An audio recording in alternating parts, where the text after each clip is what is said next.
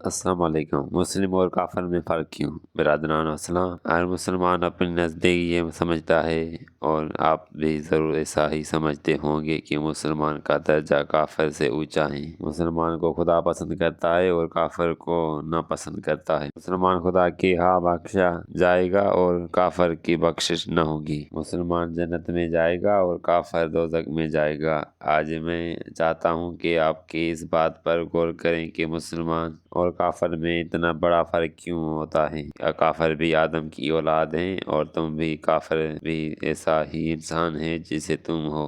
وہ بھی تمہاری ہی جیسے ہاتھ پاؤں آنکھیں کان رکھتا ہے، وہ بھی ایسے ہی ہوا میں سانس لیتا ہے، یہی پانی پیتا ہے، اسی زمین پر ہی بستا ہے، یہی پیداوار کھاتا ہے، اسے اسی طرح پیدا ہوتا ہے، اسی طرح ہی مرتا ہے۔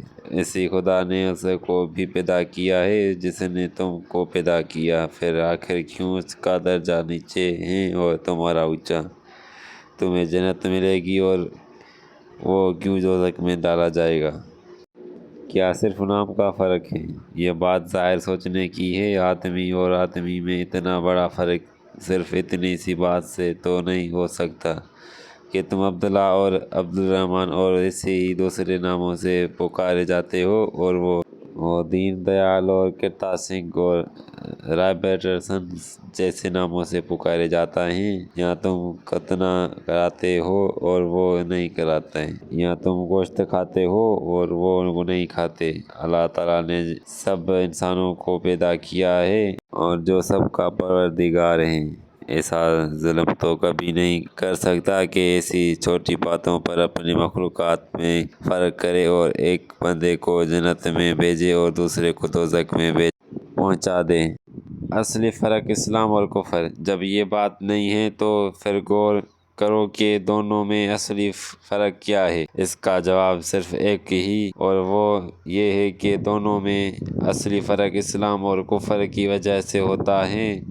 اسلام کی معنی خدا کی فرمانداری کے ہیں، اور کفر کی معنی خدا کی نافرمانی کے۔ مسلمان اور کافر دونوں انسان ہیں، دونوں خدا کے بندے ہیں، مگر ایک انسان اس لیے افضل ہو جاتا ہے کہ یہ اپنے مالک کو پہچانتا ہے، اس کے حکم کی اطاعت کرتا ہے اور اس کے نافرمانی کے انجام سے ڈرتا ہے، اور دوسرا انسان اس لیے اونچے درجے سے گر جاتا ہے کہ کسی اور وہ اپنے مالک کو نہیں پہچانتا اور اس کی فرمان برداری نہیں کرتا۔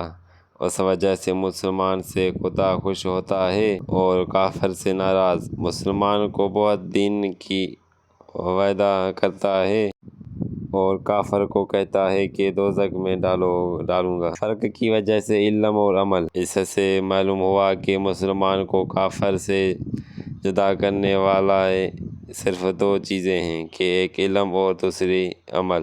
یعنی پہلے تو اسے یہ جاننا چاہے گا کہ اس کا مالک کون ہے، اس کے احکام کیا ہیں، اس کی مرضی پر چلنے کا طریقہ کیا ہے، کن کاموں سے وہ خوش ہوتا ہے اور کن کاموں سے ناراض ہوتا ہے۔ پھر جب یہ باتیں معلوم ہو جائیں تو دوسری بات یہ ہے کہ آدمی اپنے آپ کو مالک کا غلام بنا دے۔ جو مالک کی مرضی سے ہو اس پر چلے، اور جو اپنی مرضی ہو اس کو چھوڑ دے۔ اگر اس کا دل ایک کام کو چاہے اور مالک کا حکم اس کے خلاف ہو تو اپنے دل کی بات نہ مانے اور مالک کی بات مان لے۔ اگر ایک کام اس کو اچھا معلوم ہوتا ہے اور مالک کہے کہ وہ برا ہے تو اسے برا ہی سمجھے، اور اگر دوسرا کام ایسے ہوتا ہے مگر مالک کہے کہ وہ اچھا ہے تو اسے اچھا ہی سمجھے۔ اگر ایک کام میں ایک نقصان نظر آتا ہو اور مالک کا حکم ہو کہ اسے کیا جائے تو چاہے اس میں جان اور مال کا کتنا ہی نقصان ہو، وہ اس کو ضرور کر کے ہی چھوڑیں۔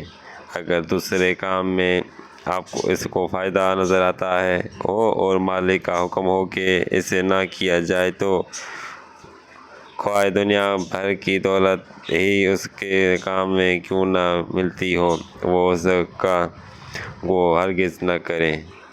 یہ علم اور عمل ہے۔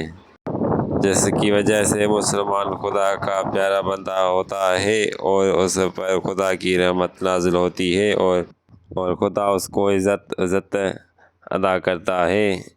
کافر یہ علم نہیں رکھتا اور علم نہ ہونے کی وجہ سے اس کا عمل بھی یہ نہیں ہوتا، اس لیے وہ خدا کا جاہل اور نافرمان بندہ ہوتا ہے اور خدا اس کو اپنی رحمت سے محروم کر دیتا ہے۔ آپ خود ہی انصاف سے کام لے کر سوچو کہ جو شخص اپنے آپ کو مسلمان کہتا ہو مگر ویسا ہی جاہل ہو جیسا ایک کافر ہوتا ہے اور ویسا ہی نافرمان ہو جیسا کہ ایک کافر ہوتا ہے، تو محض نام اور لباس اور کھانے پینے کے فرق کی وجہ سے وہ کافر کے مقابلے میں کس طرح افضل ہو سکتا ہے اور کس بنا پر دنیا اور آخرت میں خدا کی رحمت کا حقدار ہو سکتا ہے۔ اسلام کسی نسل یا خاندان یا برادری کا نام نہیں ہے کہ باپ سے بیٹے کو اور بیٹی سے پوتی کو آپ مل جائیں۔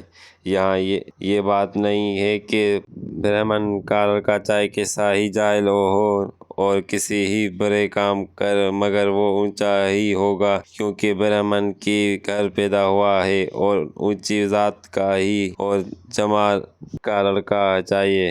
علم اور عمل کے لحاظ سے یہ ہر طرح سے بڑھ کر ہو مگر وہ نیچا ہی رہے گا کیونکہ چمار کے گھر پیدا ہوا ہے اور کیمن ہے۔ یہاں تو خدا نے اپنی کتاب میں صاف فرما دیا ہے کہ یعنی جو خدا کو زیادہ پہچانتا ہے اور اس کی زیادہ فرمان برداری کرتا ہے وہی خدا کا نزدیک زیادہ عزت والا ہے۔ حضرت ابراہیم ایک بت پرست کے گھر پیدا ہوئے مگر انہوں نے خدا کو پہچانا اور اس کی فرمان برداری کی، اس لیے خدا نے ان کو سارے دنیا کا امام بنا دیا۔ حضرت نوح کا لڑکا ایک پیغمبر کے گھر پیدا ہوا مگر اس نے دنیا کو نہ پہچانا اور اس کی نافرمانی کی، اس لیے خدا نے اس کو خاندان کی کچھ پرواہ نہ کی اور اسے ایسا عذاب دیا جس پر دنیا عبرت کرتی ہے۔